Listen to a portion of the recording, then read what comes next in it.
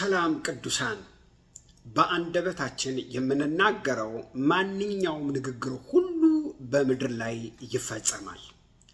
አንደበታችን መንፈሳዊውን ዓለም ሆነ ቁሳዊውን ዓለም ያንቀሳቅሰዋል። ስለዚህ በጣም ብዙዎቻችን ያላስተዋልነው ነገር የማናስብበት ነገር ሕይወታችን በአንደበታችን እጅ እንደሆነ፣ ምክንያቱም መጽሐፍ ቅዱስ ለዚህ ማስረጃ በብሉይ ኪዳንም በአዲስ ኪዳንም በስፋት ላይ አስቀምጧል።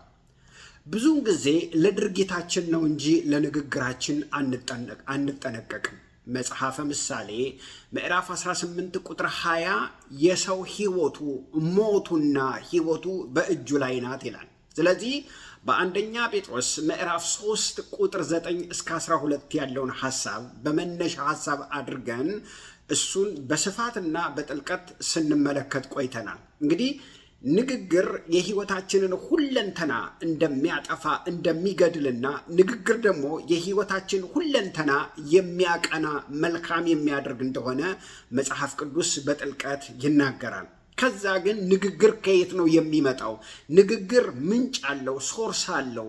ንግግር የሚመጣበት ቦታ አለ ብለን አነሳንና በማቴዎስ ወንጌል ምዕራፍ 12 ቁጥር 30 ጀምሮ ያለውን ሐሳብ አነሳንና ንግግር የሚመጣው ከልብ ነው፣ መመንጫው ልብ ነው። ለምን? ከልብ ሞልቶ የተረፈውን አፍ ይናገራል ስለሚል ንግግር የሕይወትን መልካምንና ክፉ ነገርን እንደሚያመጣ፣ ነገር ግን ንግግር ደግሞ ምንጭ አለው። ስለዚህ ምንጩን ከመጀመሪያ ካላስተካከልን በስተቀር ንግግራችንም እንደዛው ሕይወታችንን ያበላሸዋል ብለን ተነጋገርን። ስለዚህ ዛሬም ያንን ክፍል የአንደኛ ጴጥሮስ ምዕራፍ 3 ቁጥር 9 እስከ 12 ያለውን ቃል አነብና ከዛ ደግሞ የማቴዎስ ወንጌል ምዕራፍ 12 ያለውን ቃል አንብበን በጸሎት እንጀምራለን። መጀመሪያ አንደኛ ጴጥሮስ ምዕራፍ 3 ቁጥር 9 እስከ 12 ያለውን ቃል አነባለሁ። ክፉን በክፉ ፋንታ ወይንም ስድብን በስድብ ፋንታ አትመልሱ፣ በዚህ ፋንታ ባርኩ እንጂ በረከትን ልትወርሱ ለዚህ ተጠርታችኋል። በረከታችሁ ያለው በመባረክ ውስጥ ነው። ሕይወትን ሊወድ መልካም ቀኖችን ሊያይ የሚፈልግ ሰው ማን ነው? ጥያቄ ይጠይቃል። ምላሱን ከክፉ ከንፈሮቹንም ተንኮል ከመናገር ይከልክል። ከክፉ ፈቀቅ ይበል፣ መልካምን ያድርግ፣ ሰላምን ይሻ ይከተልም። የጌታ ዓይኖች ወደ ጻድቃን ናቸው፣ ጆሮችም ለጸሎታቸው ተከፍተዋል። የጌታ ፊት ግን ክፉ ነገርን በሚያደርጉ ላይ ናቸው ይላል። የማቴዎስ ወንጌል ምዕራፍ 12ን ደግሞ እንመለከታለን። የማቴዎስ ወንጌል ምዕራፍ 12 ቁጥር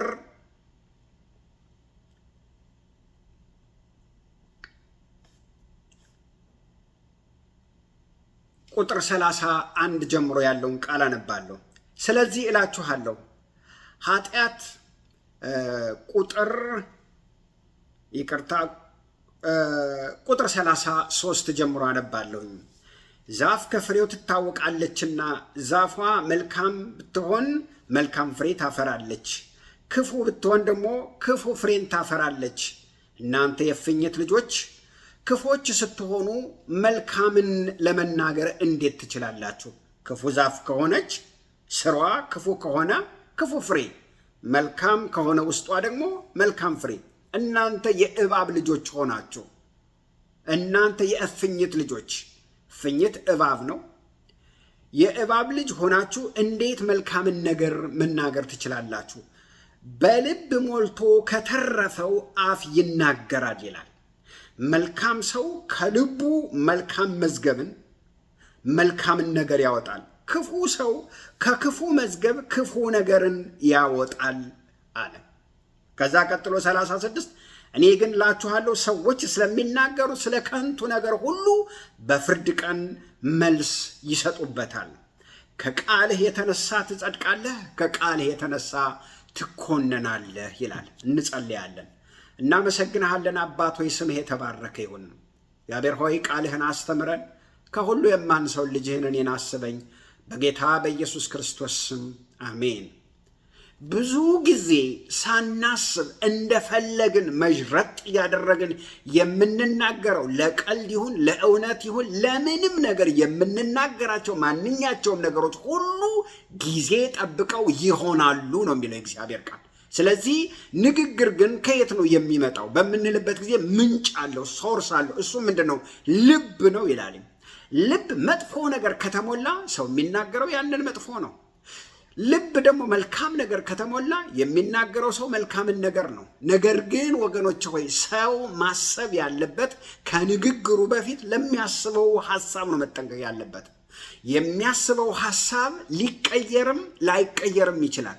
ሐሳቡን ከቀየረ ንግግሩ ይቀየራል። ሐሳቡን ካልቀየረ ንግግሩ እንደዛው ይሆናል፣ ፍርድ ያመጣል። ሰው ለሚናገረው ነገር ለዚያ ነገር መልስ ይሰጥበታል ይላል። እንግዲህ ባለፈው የተመለከትነው ኢዮብ ምዕራፍ 3 ቁጥር 25 ላይ በምናነብበት ጊዜ ኢዮብ ሁልጊዜ ልጆች እግዚአብሔርን በድለው ይሆናል ብሎ ሁልጊዜ ይፈራ ነበረ። መፍራቱን መጽሐፍ ቅዱስ አይናገርም። ነገር ግን ይፈራ ነበር። በየቀኑ ፍርሃት ነበረበት። መስዋዕት ባቀረበ ጊዜ አንድ ቀን ምናልባት እንደው እግዚአብሔርን በድለው መቅሰፍት ይመጣ ይሆን ወይ እያለ ሁልጊዜ መስዋዕት ያቀርብ ነበረ። መስዋዕቱን የሚያቀርበው የፍርሃቱ ውጤት ነው። ፍርሃቱ ውስጥ ድምፅ አለ፣ መቅሰፍት አለ ይለዋል። ውስጣችን ላይ ያለው ሐሳብ ለሰው ነው እንጂ ለእኛና ለእግዚአብሔር ድምፅ አለው፣ ዜማ አለው። አልወጣም። እግዚአብሔር ልብህን ያነበዋል። ለምሳሌ በዮሐንስ ወንጌል ምዕራፍ 4 ምግብ አምጥተውለት በልቶ ይሆናል የሚለውን ሐዋርያት በልባቸው ነው፣ በአፋቸው አልተናገሩም። ጌታም የልባቸውን አውቆ የኔ መብል አብ የሰጠኝን መልእክት መፈጸም ነው አላቸው ይላል። እግዚአብሔር ተናገርክም አሰብክም ምን ያደርጋል? ያውቃል።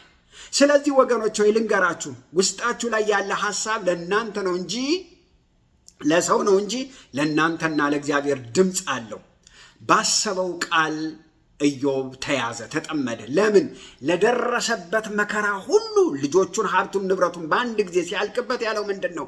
ፈራ፣ ደነገጠ ሳይሆን የፈራሁት ነገር ደረሰ አለ ይላል። ኢዮብ ምዕራፍ 3 ቁጥር 25 ምን ይል ነበር? በልቡ ይፈራ ነበር ማለት ነው። ደረሰብኝ አለ። ሰው ስለ ራሱ የሚናገረው ነገር አለ። ስለ ስራው የሚናገረው ነገር አለ። ስለ ትዳሩ፣ ስለ ላይፉ፣ ስለ እያንዳንዱ የሚናገረው ነገር አለ። አንዳንድ ሰዎች የሆነ ነገር ሲደርስባቸው የሚሄዱበትን ምሪት ከጌታ መጠየቅ ትተው ምን ይላሉ? ምን አይነት የተረገመ ቀን ነው ብለው ይናገራሉ። ያ እርግማን መጥቶ ህይወታቸው ላይ ያጠምዳቸዋል ማለት ነው። ስለዚህ እነዛ ሰዎች እንዴት ብለው ነው ሊደሰቱ የሚችሉት? ሊደሰቱ አይችሉም። ለምን? የተረገመ ቀን ነው ብለዋል። የእርግማኑ ቃል ኦልሬዲ መጥቶ እነሱ ምን ያደርጋቸዋል? ይይዛቸዋል። ስለዚህ በዚያ ቀን ሊደሰቱ አይችሉም። ምክንያቱም መጽሐፍ ቅዱስ ሲናገር መዝሙረ ዳዊት 109 ቁጥር 18 መርገምን እንደ ልብስ ለበሳት ይላል። ከአፉ የመርገምን ያለ ስኬትን ቃል እንደ ልብስ ለበሳት ይላል። ከዛስ መርገም መታ ተቆጣጠረችው ይላል። ስለዚህ ማንም ከዚያ ነገር ሊያላቅቀው አይችልም። ራሱ ነው ያመጣው፣ ራሱ ነው ያሰረው፣ ራሱን ነው የጠመጠመው። በምን? በእርግማን ቃል። ስለዚህ በራሱ ላይ ምን ማድረግ አለበት? ያንን ቃል መሻር አለበት። ለምን? ራሱ ስላመጣው። ወገኖች ልንገራችሁ፣ የምንኖርበት ዓለም ሁለት መንግስት አለው። አንደኛ ዜግነት ያገኘንበት የእግዚአብሔር መንግስት አለ። ሁለተኛ በአካል የምንመላለስበት ደግሞ የጨለማው መንግስት አለ። ለዚህ ነው መጽሐፍ ቅዱስ ሲናገር የጨለማው መንግስት አለ፣ እናንተ ለዚህ ለጨለማው መንግስት የዓለም ብርሃን ናችሁ ይላል። ማቴዎስ ምዕራፍ 5 ቁጥር 14 ላይ የጨለማው መንግስት አለ። የምንኖረው በምድር ላይ በጨለማው መንግስት ነው። የጨለማው መንግስት አስተዳዳሪ ደግሞ ዲያብሎስ ነው። እሺ፣ የጨለማው መንግስት በምን ይሰራል ካልን ወገኖች ሆይ በቃል ነው የሚሰራው፣ በምንም አይደለም። ሁለቱን ዓለም የማንቀሳቀስ ኃይል አለው አንደበታችን። መንፈሳዊውን ዓለም የማንቀሳቀስ ከዛስ ምድራዊውን ተፈጥሯዊውን ዓለም የማንቀሳቀስ አቅም አለው። ክፉ የሚናገር ሰው ሰይጣንን ምን ያደርገዋል? ይጠራዋል ማለት ነው። ለምን? መዝሙረ ዳዊት 109 ቁጥር 6 ላይ ክፉ በሚናገር ሰው ላይ ሰይጣን በቀኙ ይቆማል ይላል። ለምንድን ነው የሚቆመው? የተናገረውን ቃል ሊያስፈጽምለት፣ ሊያጸናለት። ለምሳሌ ጠንቋዮች ብድግ ብለው ከመሬት ላይ ተነስተው ሊጠነቁሉ አይችሉም። ለሚጠነቁሉት ነገር ሰዎች ይሄዱና ኢንፎርሜሽን ይሰጧቸዋል። እንትናን እርገምልኝ፣ እንትናን እንደዚህ በልልኝ፣ እንትናን እንደዚህ በልልኝ ብለው የመርገምት ቃል በሚያስተላልፉበት ጊዜ ያንን ተቀብሎ ሰይጣን ምን ያደርጋል? ያስፈጽማል። የሚያስፈጽመው ሰይጣን ነው።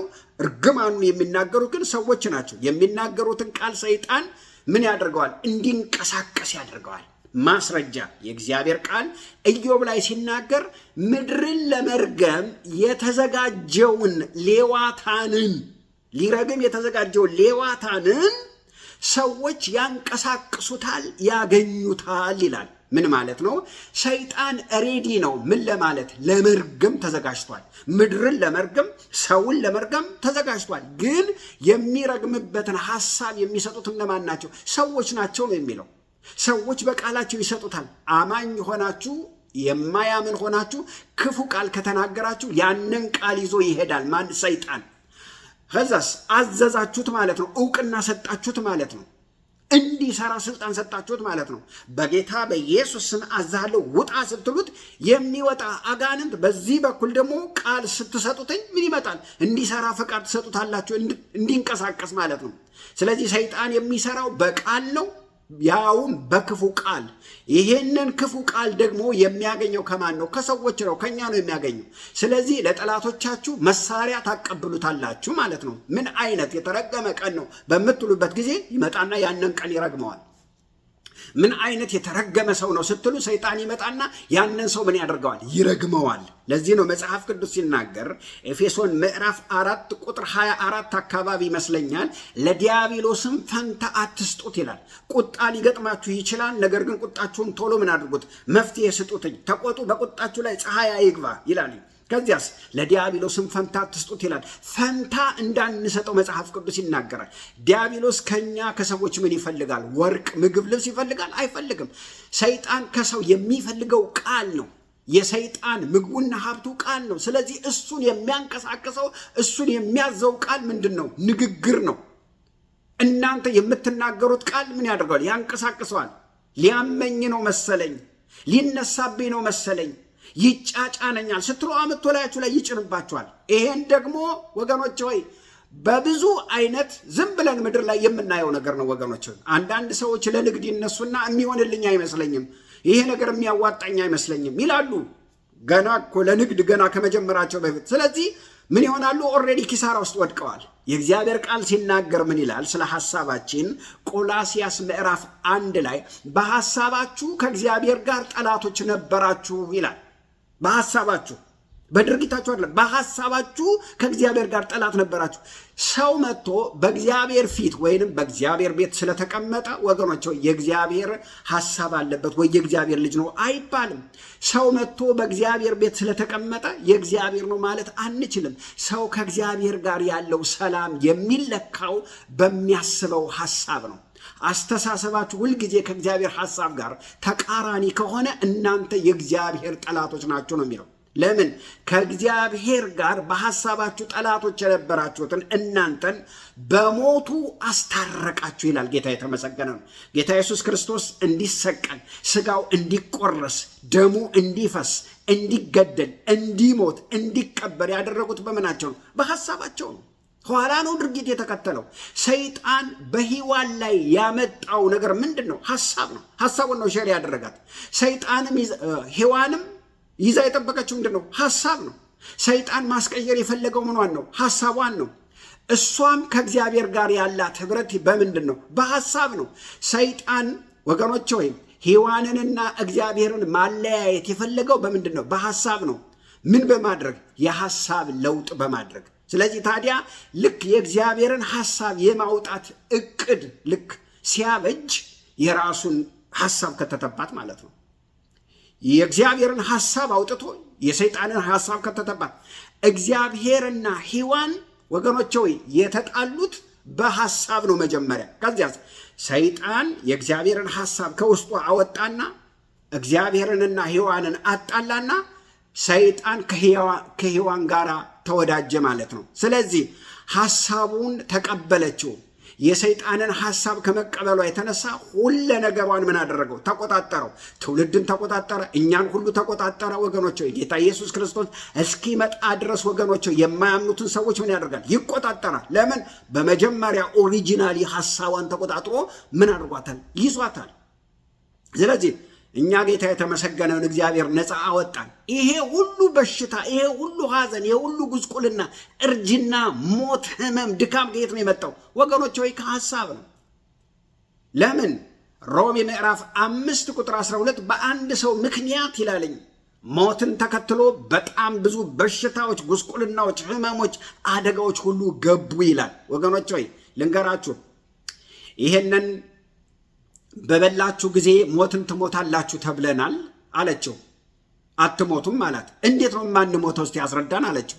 ወገኖች ሆይ ይሄን በበላችሁ ጊዜ ዓይናችሁ ይከፈታል፣ እንደ እግዚአብሔር ትሆናላችሁ። ስለዚህ እንደ እግዚአብሔር እንድትሆኑ ስለማይፈልግ ነው እንጂ ይሄንን ልክ ስትበሉ ዓይናችሁ ተከፍቶ እንደ እግዚአብሔር እንደ አምላክ ትሆናላችሁ አላት ማለት ነው። ልክ እግዚአብሔርን እንደ ክፉ ሰው ቆጠረላት ማለት ነው። ወገኖች ሆይ ልክ ስትበሉ ዓይናችሁ ምን ይላል? ይከፈታል። እንደ እግዚአብሔር ትሆናላችሁ፣ እንደ አምላክ ትሆናላችሁ አለ። ወገኖች ሆይ ልንገራችሁ፣ አንዳንድ ክፉ ሰዎች ሰው ከፍ ሲል አይወዱም። ሰው ሲያመልጥ አይወዱም። ለምሳሌ መልካም ማድረግ፣ ማሻሻል፣ ሰውን መለወጥ፣ መርዳት፣ ማቋቋም ሲችሉ ያንን ማድረግ አይፈልጉም። ሁልጊዜ ከስራቸው ሆኖ ትንሽ ትንሽዬ ነገር እየሰጡት የነሱን ፍርፋሪ እየለቀመ የነሱ ተገዥ እንዲሆን፣ የነሱ ባሪያ እንዲሆን፣ እነሱን ሁልጊዜ እያመሰገነ እንዲኖር ነው የሚፈልጉት። ወገኖች ሆይ ሰይጣንም ለሔዋን ያላት ልክ እንደዛው ነው። ምን አላት? እግዚአብሔር ትንሽ ትንሽ ነገር እየሰጠ ሁልጊዜ ከስሩ ሆናችሁ ተገዝታችሁ እንድትኖሩ ስለሚፈልግ ነው እንጂ ይሄን በበላችሁ ጊዜ ሞትን አትሞቱም አላት። ተመልከቱ፣ አሁን በዚህ ጊዜ ማን ነው ወዳጅ ለነሱ የሆነው? እግዚአብሔር ጠላት ሆነና ሰይጣን ወዳጅ ሆነ ማለት ነው። ልንገራችሁ፣ እግዚአብሔርን ፈጽሞ እንደዚህ ልታስቡት አይገባም አላቸው። ለምን? እግዚአብሔር ትልቅነታችሁን አይፈልግም፣ እንደሱ እንድትሆኑ አይፈልግም። እኔ ግን ትልቅ እንድትሆኑ፣ አምላክ እንድትሆኑ እፈልጋለሁ አላቸው። ማን ነው ትልቅነትን የማይፈልግ? አምላክነትን የማይፈልግ ማን ነው? መጽሐፍ ቅዱስ በደንብ በዝርዝር አስቀምጦልናል። ዳንኤል ምዕራፍ 3 ላይ በምናነብበት ጊዜ ናቡከደነጾር የራሱን ምስል አስቀመጠና ስገዱልኝ አለ ይላል። ምን ፈልጓል? አምላክ መሆንም ፈልጓል። ዳንኤል ምዕራፍ 6 ላይ በምናነብበት ጊዜ ለ30 ቀን ዳሪዮስ ላንተ ብቻ ይሰገድ አምላክ ሁን አሉትኝ። እሺ አለ፣ ፈቀደ ማለት ነው።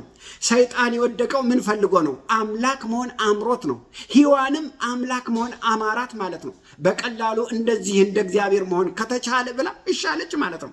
ተመልከቱ፣ ከራሱ ይልቅ ለነሱ አስቦ ነው አይደለም። ለምን እሱ አልሆነውም?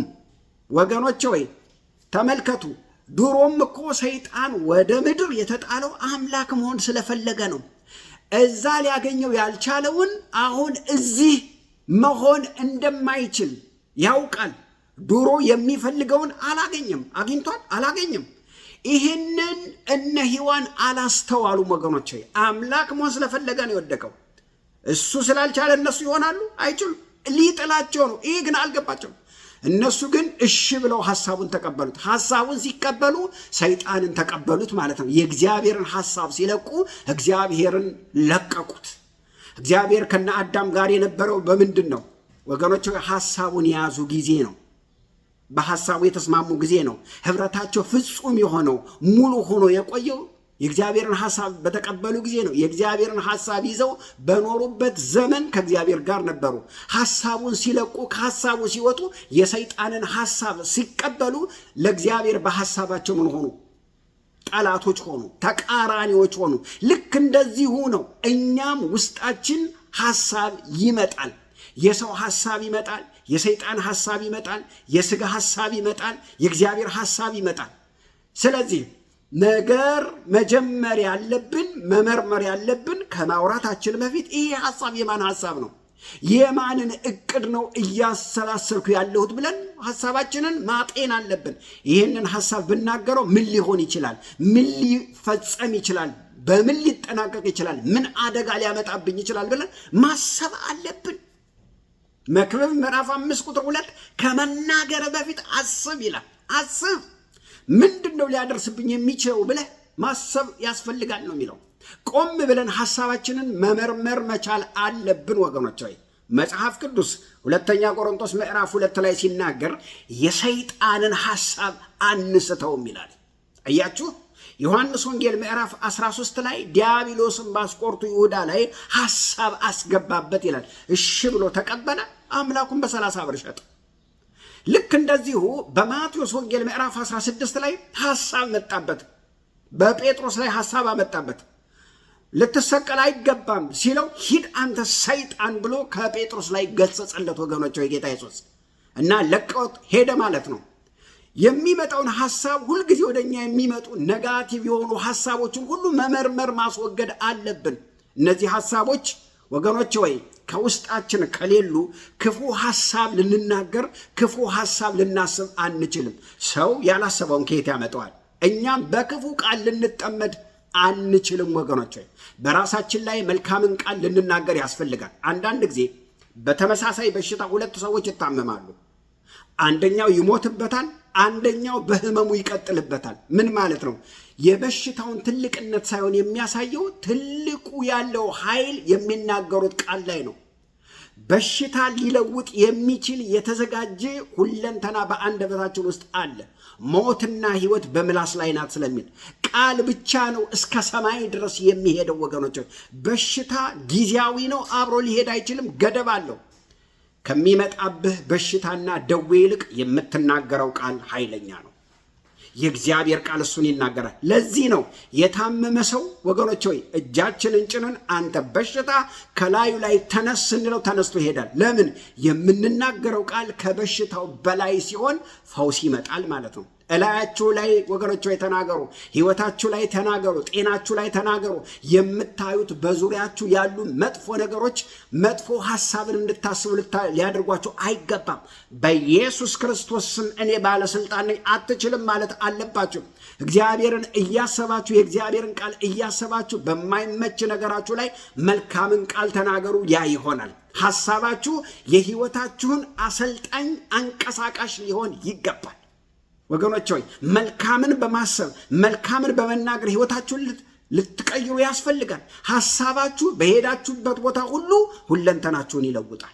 መልካምን ታስባላችሁ፣ በሄዳችሁበት ቦታ ሁሉ መልካም ይሆንላችኋል። ማንም ሰው ሳያስብ ወደሆነ ቦታ ሊሄድ አይችልም። አንድ ሰው ሐሳቡ ይቀድማል። የትም ቦታ እኔ እኮ ሳላስብ ነው የተገኘሁት የሚል ማንኛውም ሰው የለም። መልካምን ነገር ታስባለህ፣ የጊዜ ጉዳይ ነው፣ ይፈጸማል። ልንገራችሁ፣ ኃይል በእናንተ ውስጥ ነው ያለው። ኃይል አለ፣ ሐሳባችን ውስጥ ንግግር አለ፣ አቅም አለ፣ ጉልበት አለ። በምናችን ውስጥ? በሐሳባችንና በንግግራችን ውስጥ። የእግዚአብሔር ቃል ለዚህ ነው ምን ይላል? ሰው በልቡ እንዳሰበ እንደዛው ነው ይላል። ልንገራችሁ፣ ከምታስቡት በታችን በላይም ልትሆኑ አትችሉም። ህይወታችን፣ ድርጊታችን የአስተሳሰባችን ነጸብራቅ ነው። እያንዳንዷ ክፉ ነገር፣ እያንዳንዷ ክፉ ድርጊት የክፉ አስተሳሰባችን ወይንም የመልካም አስተሳሰባችን ውጤት ነው። እያንዳንዱ መልካም ንግግር፣ እያንዳንዱ መልካም ድርጊት የመልካም አስተሳሰባችን ውጤት ነው። ወገኖች ግን ችግሩ ምንድነው? ሰው ሲናገር አስቦ አይደለም የሚናገረው። እግዚአብሔር በጌታ በኢየሱስ ክርስቶስ ልባችንን ይፈውስ። ሰው የሚያስበውን ቆም ብሎ አይመረምርም፣ እንደመጣለት ይናገራል። ያ ደግሞ ወገኖች ሆይ የአዋቂነት የማቹርድነት ባህሪነት አይደለም። ወገኖች ሆይ እኛ አደግን የምንል ሰዎች እድገታችን የሚለካው ሐሳባችንን በምንቆጣጠርበት ልክ ነው። ድርጊታችን የሚጀምረው መጀመሪያ በነገሮች ላይ አይደለም፣ በሐሳባችን ላይ ነው። ሐሳብ ነው የሚቀድመው። ሐሳብህን ነው መቀየር ያለብህ ወገኖች። ሐሳባችንን መግዛት፣ ሐሳባችንን መቆጣጠር፣ ለሐሳባችን ጊዜ መስጠት ስንችል፣ ሐሳባችንን ማኔጅ ማድረግ ስንችል፣ ያን ጊዜኛ ምን ብለናል? አድገናል። ማስረጃ የእግዚአብሔር ቃል አንደኛ ቆሮንቶስ ምዕራፍ 13 ቁጥር 11 ላይ ጳውሎስ እንደዚህ አለ፣ ልጅ ሳለሁ እንደ ልጅ እናገር ነበረ፣ እንደ ልጅ ቆጥር ነበረ፣ እንደ ልጅም አስብ ነበረ፣ እንደ ልጅም እናገር ነበረ አለ። ምን ማለት ነው? ሳላስብ ልክ እንደ ልጅ ነበር የምናገረው፣ ሳላስብ እንደ ልጅ ነበር የምቆጥረው። እንደ ልጅ ቆጥሬ ከተናገርኩ በኋላ ሰዎች ሲያዝኑ ምን ተናግሬ ይሆን? ፊታቸው ለምን ጠቆረ? ከተናገረ በኋላ ነው የሚያስበው ወገኖች። ምን ማለት ነው? ከማሰብ በፊት እንትን አልልም፣ ከማሰብ በፊት አይደለም፣ ከተናገርኩ በኋላ ነው የማስበው ነው እያለ ያለው። ምን ማለት ነው? ሳያስብ የሚናገር ልጅ ብቻ ነው እያለ ያለው። ልጅ እንደመጣለት ነው የሚል ካየ ይጠይቃል፣ የተሰማውን ይናገራል፣ የመጣለትን ይናገራል። ይጥቀም አይጥቀም፣ ያስፈልገው አያስፈልገው ምንም ያውቀው ነገር የለም ወገኖች። የመጣለትን ያወራል፣ የመጣለትን ይናገራል። አሁን ግን ጳውሎስ ምን አለ? ጎልማሳ ሁኜ የልጅነትን ጸባይ ሽሬአለሁ አለ። ጎልማሳ መሆኑን ማቹርድ መሆኑን መብሰሉን የሚያረጋግጠው በምንድን ነው? በሐሳብ ለውጥ ነው። የልጅነትን ጸባይ ሲሽር ያወቀው በምንድን ነው? በንግግሩ ነው ወገኖች ሆይ። ለምን? ልቡ ስለተለወጠ፣ ሐሳቡ ስለተለወጠ ማለት። ስለዚህ የልጅነት ጸባይ ሲሻር የሚጀምረው ከምንድን ነው? ከሐሳብ ነው። ሐሳቡን ይቆጥረዋል፣ ይለካዋል፣ ከዛ በኋላ ይናገራል። ብዙዎቻችን እንደመጣልን ነው የምንናገረው። አንስተን ልድፍ እናደርገዋለን፣ አንስተን ልጥፍ እናደርገዋለን። ልንገራችሁ፣ ጊዜውን አናውቅም፣ ለማን እንደምንናገር አናውቅም፣ ምን እንደሚፈጥር ሰው ህይወት ውስጥ ሄደን አናውቅም። በመልካሞች ወገኖች ሆይ ሰዎች መካከል ክፉ ነገር በምንናገርበት ጊዜ ህይወት ምን ይሆናል? አደጋ ይፈጥራል፣ ክፉ ነገር ይፈጥርባቸዋል። ልንገራችሁ፣ በመካከላችን ምን እንደሚፈጥር አናቅም፣ ማሰብ ያስፈልጋል። አንዳንድ ሰዎች ምን ይላሉ? መጣብኝ ይላሉ። መጣብኝ፣ እኔ ጫካ አይደለሁ፣ ድብቅ አይደለሁ፣ እኔ ብርሃን ነኝ፣ እኔ እኮ ፊት ለፊት ነኝ፣ እኔ እኮ ግልጽ ነኝ ብለው ሰዎችን በቃላቸው ስብር ያደርጋሉ፣ እንክት ያደርጋሉ። ብዙውን ጊዜ የለመድነው ምንድን ነው ወገኖች ሆይ? እሱ እኮ አፉ ነው እንጂ እሷ እኮ አፏ ነው እንጂ ልቧ ውስጥ ምንም የለም ይላሉ። ውሸት። የማቴዎስ ምዕራፍ 12:32 ጀምሮ ያነበብኩላችሁ ሰው ከልቡ ሞልቶ የተረፈውን ነው የሚለው። ሰው የተሞላውን ነው። ማንም ሰው ክትፎ በልቶ ሽሮ ሊያገስ አይችልም። ሽሮ በልቶ ክትፎ ሊያገስ አይችልም። ሰው ልቡ ውስጥ ያለውን ነው። ካያችሁት ንግግር ታዩና ይሄ ሰው የተሞላው ነገር ያስታውቃል። ልንገራችሁ፣ አንድ መድፍ እርሳሱን አውጥቶ ከተፋ በኋላ ውስጡ ምን ይሆናል? ባዶ ይሆናል። ነገር ግን እርሳሱ ወጥቶ በሚተፋበት ጊዜ አንድ ከተማ ነው የሚያፈርሰው። ልንገራችሁ፣ ዋናው ባዶ መሆን አይደለም። ይሄ ቃል ከየት ነው የመጣው ነው ወገኖች ሆይ? የብዙ ሰዎችን ሞራል በቃላችን ሰብረናል። የብዙ ሰዎችን ስሜት ገድለናል፣ አጥፍተናል። የብዙ ሰዎችን ፍቅር ገድለናል። በምናችን? በቃላችን። ምክንያቱም ቃል ይፈጥራል፣ ቃል ያበጃል፣ ቃል ይገነባል፣ ቃል ያፈርሳል። ለረጅም ጊዜ የቆየ ወዳጅነት በምንድን ነው የሚፈርሰው? በቃል ነው የሚፈርሰው። ዱላ አልተማዘዙም፣ ጥይት አልተተኳኮሱም። በንግግራቸው ብቻ ህይወታቸው የፈረሰ እልፍ ነው። የስንት ዓመት ጓደኝነት የፈረሰው እልፍ ነው ወገኖች። እንዲህ እኮ አለችኝ፣ እንዲህ እኮ አለኝ፣ የወጋ ቢረሳ የተወጋ አይረሳም እያሉ ወገኖች ለብዙ ዘመን። ልንገራችሁ፣ እንዲህ አይነት ነገር በልባችን ውስጥ ካለ የእግዚአብሔር ቃል መስታወት ነው ወገኖች። የእግዚአብሔር ቃል ወገኖች አጣቢ ነው። ንስሐ ልንገባ ያስፈልጋል ወገኖች። ዳዊት ለዚህ ነው መዝሙረ ዳዊት 50 ላይ እጠበኝ ከበረዶ ይልቅ ነጭ ሆናለሁ አለ። ዮሐንስ ወንጌል ምዕራፍ 15 ቁጥር 3 ላይ አሁን እናንተ ከሰማችሁት ቃል የተነሳ ምን እንደናችኋል? ንጹሐን ናችሁ አለ። የእግዚአብሔር ቃል ያጥባል፣ ያነጻል። ዝም ብላችሁ ያገኛችሁትን አታውሩ፣ አትናገሩ ወገኖች ሆይ። ሐሳባችሁን መርምሩ። የእናንተን ህይወት ነው የሚያጠፋው። ትዳራችሁን፣ ልጆቻችሁን፣ ህይወታችሁን፣ ጤናችሁን ነው የሚያበላሸው፣ የሚያፈርሰው ወገኖች ሆይ። እንደዛማ ባይሆን ኑሮ በመንፈሳችሁ በአእምሯችሁ መንፈስ ታደሱ አይልም ነበረ። በምን እንነጻለን? ቃሉ ያጥበናል፣ ቃሉ ያነጻናል። ስለዚህ ቅርጽ የሚያስይዝበት ኃይል የሚታጠቅበት በምኑ ነው? በአስተሳሰቡ ነው። አስተሳሰቡን መቀየር ያስፈልጋል ማለት ነው። ሐሳባችን ሲቀየር ንግግራችን ይቀየራል። ንግግራችን ሲቀየር ህይወታችን ይቀየራል። ወገኖች ሆይ ስሙኝ፣ ሐሳባችሁ ፊሊንጋችሁን አፌክት ያደርገዋል። ፊሊንጋችሁ ድርጊታችሁን አፌክት ያደርገዋል። ድርጊታችሁ ዴስቲኒያችሁን አፌክት ያደርገዋል። ከየት ነው የመጣው ይሄ ሐሳብ ልንል ያስፈልጋል። ዴስቲኒ የሚሰራው በሐሳብ ውስጥ ነው ወገኖች ሆይ። ልንገራችሁ፣ አሁን ያለንበትን የሰይጣን ዴስቲኒ ከየት ነው የመጣው? ከሰይጣን ሐሳብ።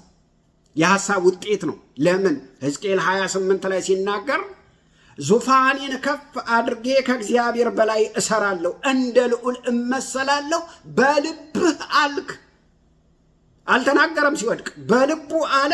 ልክ በልቡ ይሄን ሲያስብ እግዚአብሔር ጣለው ማለት ነው። ወገኖች ሆይ መጀመሪያ ልባችሁን ነው ማጥራት ያለባችሁ፣ አንደበት አይደለም። አንደበት ዋናው መሳሪያ ነው፣ መውጫ ነው። ልብ ካልተስተካከለ አንደበት ሊስተካከል አይችልም። በጌታ በኢየሱስ ክርስቶስ ስም ልባችንን እግዚአብሔር ይፈውስ። ሕይወታችሁን አታፍርሱ፣ ትዳራችሁን አታፍርሱ፣ ልጆቻችሁን አታፍርሱ፣ ጤናችሁን አታፍርሱ፣ ሰላማችሁን አታፍርሱ። በጌታ በኢየሱስ ክርስቶስ ስም ልባችሁ ሲፈወስ አንደበታችሁ ይፈወሳል። በጌታ በኢየሱስ ስም መርምሩና ተናገሩ። በኢየሱስ ክርስቶስ ስም እናመሰግንሃለን። አባት ሆይ ስምህ የተባረከ ይሁን። ክብር ለአንተ ይሁን። ስለረዳህን ተመስገን። ይሄ ቃል በየሰው ቤት ሁሉ ይግባ። በጌታ በኢየሱስ ክርስቶስ ስም አሜን።